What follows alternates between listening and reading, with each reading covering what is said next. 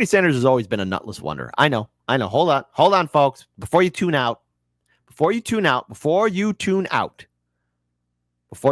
listen to me very carefully. We are going to witness Bernie Sanders being told to his face what is happening in Gaza. Naomi Klein told Bernie to his face about what's happening in Gaza. Now, Bernie and AOC and all these other progressive heavyweight champions, now better late than never. I don't know, whatever. This is why I'm politically homeless, because I don't trust progressives in the Democratic Party. And, I have no idea who I'm going to vote for president. If there's, in regards to other races, independent, third party, through and through, hell, I just might leave President blank. Misty Winston, you were right the whole time. Okay, Misty, you were right. You were right about everything. I just held on to the audacity of hope. I'm sorry, Misty. I'm sorry. You were right about everything. I just held on to hope. And hope is the first path to disappointment. But here, that nutless wonder, Bernie Sanders. Bernie Sanders gets called out. So let's go ahead and pull up this video here. I know. Hold on, folks. It's actually going to be pretty good. Just hear it out. Let's watch it. Let's go ahead and watch it. And let's play this video in a 3, 2, and an uno. As I'm doing my best, along with many other people. Is Bernie Sanders doing his best? Type 1 for yes, kid, he is. You awful, awful man. A type 2, no, he ain't. He's a cuck. He's a nutless wonder. He has no spine. What are you talking about his best? Stop being silly, you silly goose. Progressives trying to get Biden reelected, and they are making our lives pretty difficult, among other things, because of the terrible war that we're seeing every day in Gaza. I know you've been outspoken about this war. What's your take? I mean, I'll be honest with you, Bernie. This is it's basically an impossible election for progressives. I understand the position that the sort of lesser evil argument isn't an ethical argument to make when what we're seeing in Gaza with U.S. weapons, with U.S. diplomatic cover, and this is, I don't think this is just Israel's war. I think the U.S. has been a full partner. I believe it is genocide, and I'm not comfortable telling people to vote against their conscience on that. What I am comfortable doing is talking about what Trump would do, which I do believe is, beyond what we are really contending with right now. I think we need, I believe he is a fascist. I believe that we are talking about this whole talk of Trump. Like I said, I like Bernie Sanders being called out to his face, but then it comes down to Trump. Trump being a fascist, Trump being this, Trump being that. Look, I got my criticism of Trump, right? Tell me, people. I know this one's going to be a tough one to go through. I'll try not to put us through this too much, but look, please pay attention to your other politicians. Pay attention to the actions of Biden. How are their actions not fascist? Okay, I did the Uno reverse card. All these politicians have it within themselves to be just as tyrannical, just as tyrant, just as vile as any other monster in history, okay? And it's easy to vilify Trump. I get it, but he's not, okay?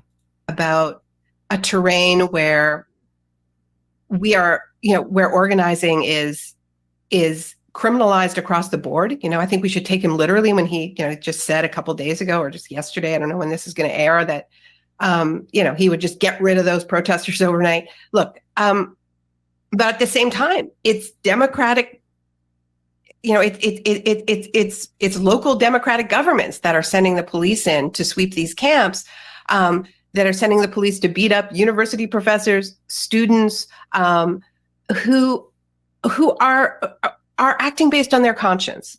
What happened, the attack on Rafah, on a camp of people who've been displaced multiple times, 2 days after the ICJ, the International Court of Justice, ordered Israel to halt its attack on Rafah because it was in violation potentially of the Genocide Convention. We have to take this extremely seriously because, Netanyahu says, oh, it was a mistake, right? I mean, that's always the answer. I mean, either it's always that it's Hamas embedding in civilian infrastructure or it was a mistake. But at a certain point, you have to consider the possibility that it is what it looks like, which is, and I want to hear your take on this, Bernie, because you have been outspoken on the need to get humanitarian aid in there. And you have been blocked again and again and again through all kinds of creative ways, whether it's Israel cutting off the crossings or whether it's soldiers looking the other way or collaborating with settlers who are attacking the humanitarian aid. At a certain point, we have to say, this is what it looks like. This is an attempt to eliminate a people in whole or in part. Gaza has, you mentioned my book, The Shock Doctrine. I think what we're seeing is the most violent example of what I was writing about in that book, of using a shock to push through a. Bernie's biting his bottom lip because he's realizing, man, if the American people figure out that I'm a cook. That's right. I'm stealing some more jokes. So there you go. I'm just doing that because Bernie's a cuck. I know. I see my audience. My audience is brutal. My audience, hey, take it easy, people. Take it easy because I've been posting up some of the chats up here already. Jeez. Sometimes I wonder why my audience is just so mean.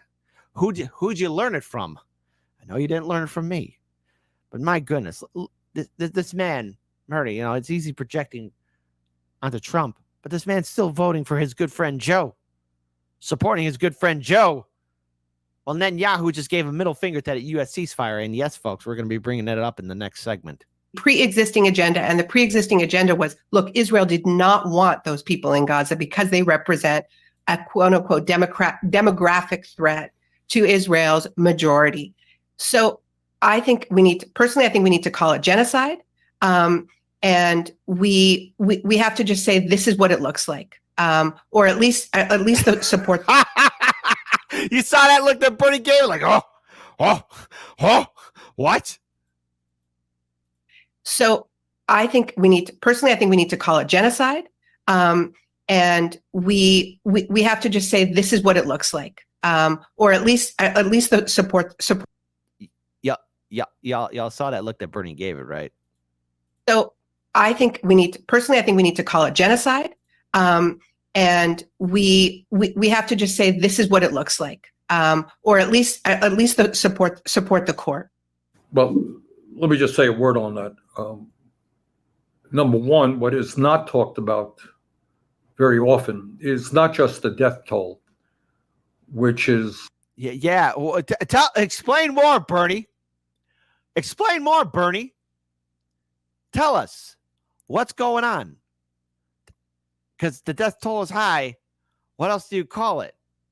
over 35,000 people dead and close to 80,000 wounded, 2/3 of whom are women and children. That's a horror unto itself. But what is not really talked about, Naomi, all that much is the very clear and systematic destruction of the society, the Gazan society. So you're talking about 60% of the housing stock either destroyed or damaged, maybe more than that. So where do people return, theoretically, after the war is over? You're talking about the civilian infrastructure destroyed. Right now, there is no electricity in Gaza. How do you have anything resembling a modern society without electricity?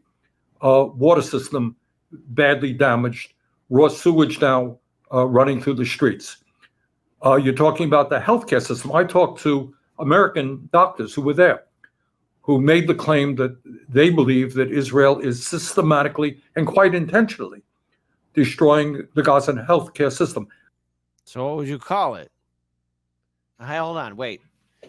I love dusting this old book off. Class time was Kit. Hey, look, folks, it's our friend. You know him. You love him. It's the Thesaurus. Hold on, let's go and bring this up here. There's a whole bunch of words you could use here. You can find this book is absolutely incredible. See? And I've had this actually since my college days, you know? This book. This book. The source. There's all sorts of words you could find there. You know? Don't give up on the classics. Never give up on the classics. Most of the hospitals are now inoperable. Some 400 healthcare workers have been killed. And this is at a moment when close to 80,000 people have been injured. And then you're talking about this one really, I mean, on top of everything else, as I understand it, every university, there are 12 universities in Gaza, each and every one of them has been bombed.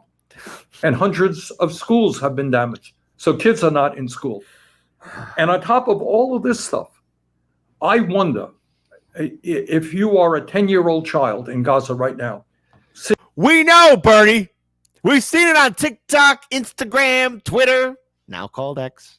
I call it Phoenix. Well, it's not going to be posted on Facebook, obviously. We've seen it all over all social media. You know, I mean, Bernie, we know you're giving us a word salad. Hey, who gives a better word salad, AOC or Bernie? Type 1 for AOC. Type 2 for Bernie. Type 3, man, I don't want no word salad. He's just telling us stuff that we know. This man is quickly trying to filibuster his way out of this. Seeing all this destruction, seeing the drones flying above you. Maybe they have weapons, maybe they don't. They're monitoring you. Can you imagine what this does to the psychic health of hundreds of thousands of children who don't know where they're going to be tomorrow, don't have enough food, and on top of all that stuff, what the UN is telling us is that we are looking at the potential of hundreds of thousands of people starving to death in the year 2024. Then what do you call it? What do you call it? What? Hey, listen, Bernie, I'll mail this to you, man. We can do a homework assignment, okay? It'd be great.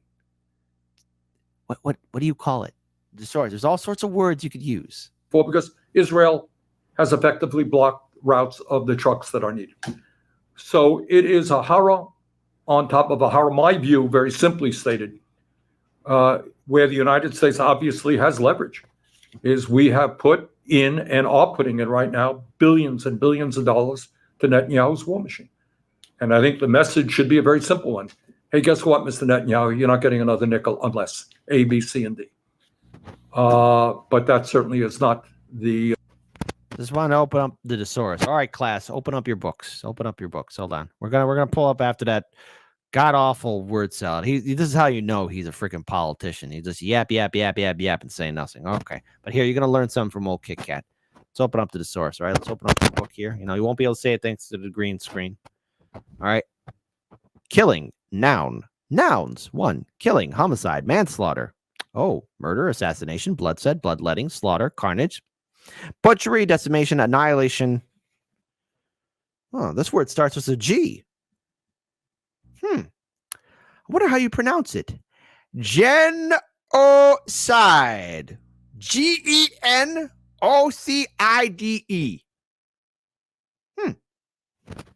Okay. Well, it's in the book.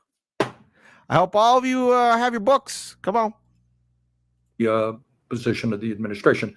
But what I want to get back to, where you and I may have a slight disagreement, is I understand, believe me, I understand that it is hard for many people to say, I'm not going to vote for Biden. This is just too much. But I think what we need is a level of maturity to say, yeah, guess what? If you don't vote for Biden, look at what you're going to be looking at. They bring it back to Trump, baby. It's all about Trump.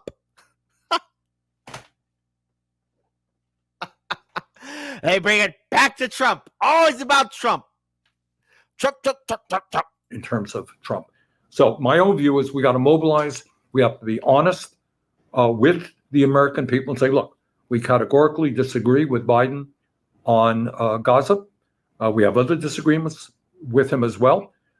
But our job is not only to get him reelected, to defeat Trump, but to continue the effort to create a strong grassroots movement, maybe led by the trade unions. And we've seen some really good activity lately on the part of trade unionism, the progressive community, to fight for the kind of nation that we know we want. And when you talk about the Bannons and the Trumps of the world, They have no serious ideas. We understand the need for Medicare for all, for taxing. And with this video alone, again, this man has been filibustering. She brings up, okay, the fact that there's a word, genocide. The genocide is happening there. And notice how quickly Bernie was able to worm and weave and duck, dodge, dive, dip, and dodge again. Yeah, he was able to do all that and not even really give a full response. He gave an answer that didn't give an answer. The rich, for expanding Social Security and Medicare, for obviously dealing with the existential threat of climate. We're trying to deal with real issues in real ways, which ain't easy. But my own view is we have to go all in. Trump has got to be defeated, or I worry very much, not only about the future of this country. Yeah, no, you don't say. Okay, great. So that was 8 minutes of torture. I'm sorry that I had to put you guys through that, but it's just a quick reminder again about how much of a nutless wonder Bernie Sanders truly is. Even when told to fight for progressive values, all those progressive values. Where was he for March for Medicare for All or Forced to Vote? Where was he for all these other times we asked him to hold the Biden-Harris administration accountable? Where was he when we asked him and told him to fight? Because in 2016 and 2020, he led you guys around. He led us all around, myself included. I believed in his message. I remember 2016. I remember 2020. I had the audacity to hope like maybe this time he'll be ready for the legal challenges. He'll be ready for the shenanigans, and he didn't do it. And constantly since then, after 2020, Bernie Sanders continues to disappoint. But again, I want to give a shout out to Due Dissidents, because I think Russell said it best, in regards to Bernie. He's always been like this. He's always been like this. He said all the things that need to charm the progressive movement, and I'll look at the progressive movement now. He's going to bat for Bernie. Bernie is going to bat for Biden. Okay. But yet he has a quick say, oh, but if we get Trump, it'll be worse. How will it be worse? At least I know Trump. At least he's up front with his BS. Biden, Democrats. It's amazing how you twist yourselves and turn yourself around. But this is a reminder of who Bernie is, why he's always been a nutless wonder, why he's always been a cuck, why he's always been spineless. Because when confronted, boy, oh boy, does he like to yammer on and on and on. You get nothing from Bernie except vote for Biden. How's that working out for you?